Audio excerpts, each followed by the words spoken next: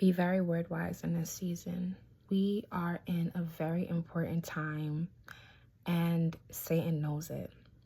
He is completely aware of what time it is. And because he knows what time it is, we need to know what time it is. God is in the place of recompense and reward. And if we are not careful with what we say and what we do in this time, we will miss it. If we're not paying attention to what we say and what we do, we will miss it. We cannot afford to say and do what everybody else is doing in this time. God needs us to keep our ears and our eyes open to what he's doing and to his movement, and not what the world is doing. If we keep our eye focused and fixed on him, we will be able to discern what time it is. There's so much trending in the earth right now. So many things that are popular to say and to do. And because we are humans and because we want to be a part, it can easily be a thing where we get caught up in a cycle that we're not meant to. God has called us as his children to be set apart. And not only to be set apart, but to be the salt and light of this world so that his lost sheep could get found, because he's anointed us to do so.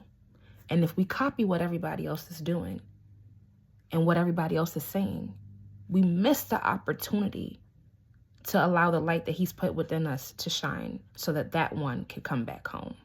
That lost sheep could come back home. We have to be careful on what we say in this time, not only what we do. Our words hold weight, not only on earth, but in the spiritual realm. We can't allow our tongue to speak against us in this time. The Bible says life and death is in the power of our tongues. And if we love it, we will eat the fruit of it. That's in Proverbs 18:21. And in Romans 12:2, God says to renew our minds. That means that we have to allow him to lead us and guide us to live a godly life, so that when we live a godly life, the things that everybody else is doing won't become our practice. It won't become our practice and our custom. We can't say things like we're obsessed with something. We can't say things like something has us in a chokehold. That's a foothold to the enemy when you say things like that. One, the only thing we're supposed to be obsessed with is God. That's it. Because in the Bible it says, there shall be no other God but him. No other God, nothing before him. So if you're obsessed with something, that means that you have made something, whatever it is, an idol, and that's a problem.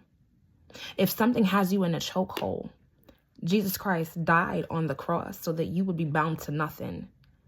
And if something has you captive, that means that is legally in high treason.